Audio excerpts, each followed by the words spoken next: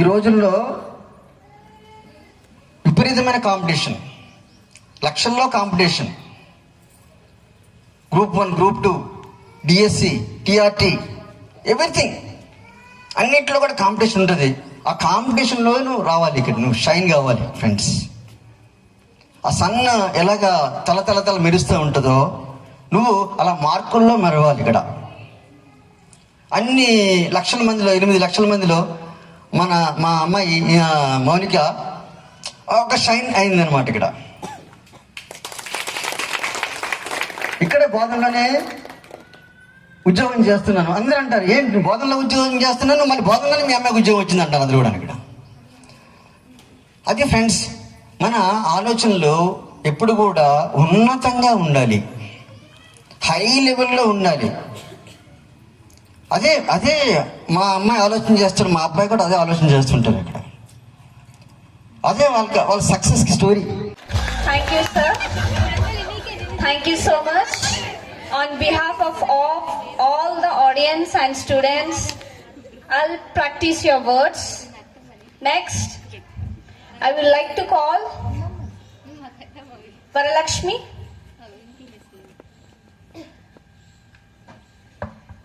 Let's have the privilege of listening to the message of chief guest. Please grace the dais with your presence.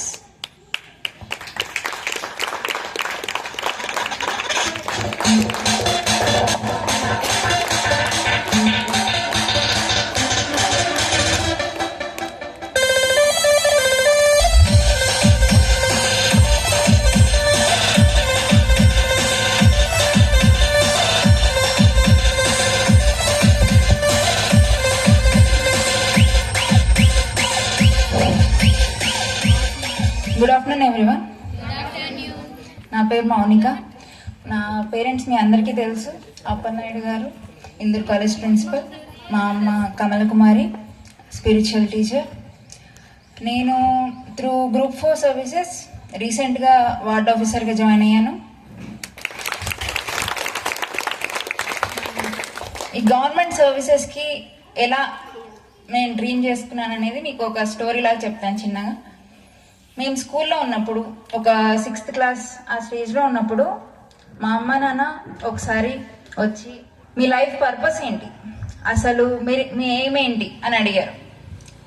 అంతే చిన్నప్పుడు ఏం చెప్తాం, మనకి చాలా చిన్నప్పుడు ఏముంటుంది, టీచర్ అవ్వాలి, ఇలాంటివన్నీ చిన్న చిన్నవి ఉంటాయి. నేనేం చెప్పానంటే సైంటిస్ట్ అవ్వాలనుకుంటున్నాను నేను చెప్పాను. అంటే నేను స్కూల్లో అంతా రకరకాలుగా ఎయిమ్స్ మారుతున్నాయి, ఒకే డ్రీమ్ లేదు ఎప్పుడు. మా అన్న సింపుల్గా ఐఏఎస్ అవ్వాలని చెప్పాడు, అదే డ్రీమ్తో ఉన్నాడు.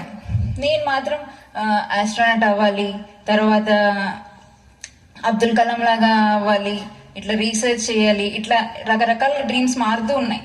ఒక 9th క్లాస్ ఆ స్టేజ్కి వచ్చేసరికి నేను కూడా ఐఏఎస్ అవ్వాలని అనుకున్నాను. మా అన్నని చూసి అలా ఇన్స్పైర్ అయ్యి, అలా చాలా మంది ఐఏఎస్ ఆఫీసర్లను చూసి నేను కూడా ఐఏఎస్ అవ్వాలి అని అనుకున్నాను. అలా మేము ఐఏఎస్ అవ్వడానికి, మేము ఇలాంటి గవర్నమెంట్ సర్వీసెస్లో రావడానికి మాకు ఈజీ వే క్రియేట్ చేశారు మా అమ్మ నాన్న. డిగ్రీలో ఐఏఎస్ అకాడమీలో జాయిన్ అయ్యాం.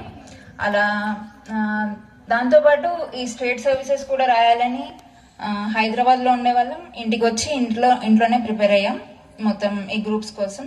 గ్రూప్ 1, గ్రూప్ 2 ఇవన్నీ రాసాం. త్రూ గ్రూప్ 4 ఇలా వార్డ్ ఆఫీసర్ అయ్యాం.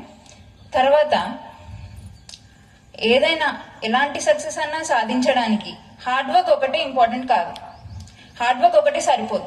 సపోజ్ ఒక వ్యక్తి ఉన్నారు, వాళ్ళు చిన్నప్పటి నుంచి టాపర్గా ఉండి తర్వాత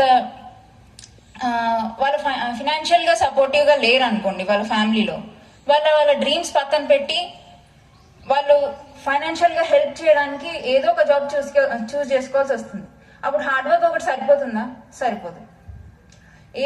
ఏది అవసరం అంటే మనం డ్రీమ్స్ అనేవి మన థాట్స్తో ఇమాజిన్ చేసుకోవడం, వాటిని ట్రాన్స్ఫార్మ్ చేసుకోవడం అనేది చాలా ఇంపార్టెంట్. అదే నాకు వర్క్ అవుతుంది, మీకు కూడా అదే వర్క్ అవ్వాలని కోరుకుంటున్నాను. ఇలా డ్రీమ్ చేసుకోవడానికి ఒక ప్రాసెస్ ఉంది, ఒక ఫార్ములా ఉంది. ఏంటంటే మన డ్రీమ్స్ని మనం ఇమాజిన్ చేసుకోవాలి. అంటే ఇది ఆల్రెడీ జరిగిపోయింది, ఆల్రెడీ నేను ఆ డ్రీమ్ని అచీవ్ చేశాను, నేను ఐఏఎస్ అయిపోయాను, ఐఏఎస్గా వర్క్ చేస్తున్నాను అని అలా డ్రీమ్స్ చేసుకోవాలి. ఇప్పుడు మనం అన్ని చిన్న చిన్న డ్రీమ్స్ అనేవి సాధించగలనా, ఇలాంటి థాట్స్ అనేవి ఉండకూడదు.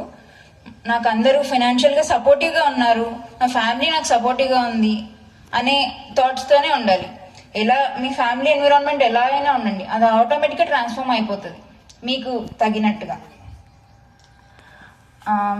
ఫైనల్లీ నాకు ఎప్పుడు సపోర్టివ్గా ఉన్నా, I'm very thankful to my family for always being supportive and inspiring me. అంతే. ఇంకా thank you ma'am, thank you. First of all ఇంత యంగ్ అండ్ డైనమిక్ గెస్ట్ మన కాలేజ్కి రావడం మనం హ్యాపీ, మేమందరం హ్యాపీ మేడం. అందులో మన ప్రిన్సిపల్ సార్ డాటర్ అవ్వడం double happy. Thank you ma'am. మీరు చెప్పినట్టు మిమ్మల్ని ఇన్స్పిరేషన్గా తీసుకొని మేము కూడా కష్టపడి మేము కూడా గవర్నమెంట్ జాబ్స్ కొడతాం, అది మా ప్రిన్సిపల్ సార్కి ప్రామిస్ చేస్తున్నాం.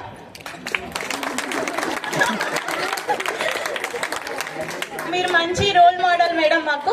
థ్యాంక్ యూ మా కాలేజ్కి వచ్చినందుకు, మాకు ఇంత మంచి వర్డ్స్ చెప్పినందుకు.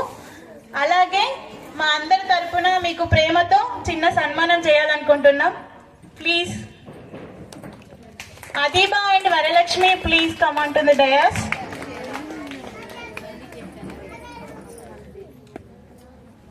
Divya.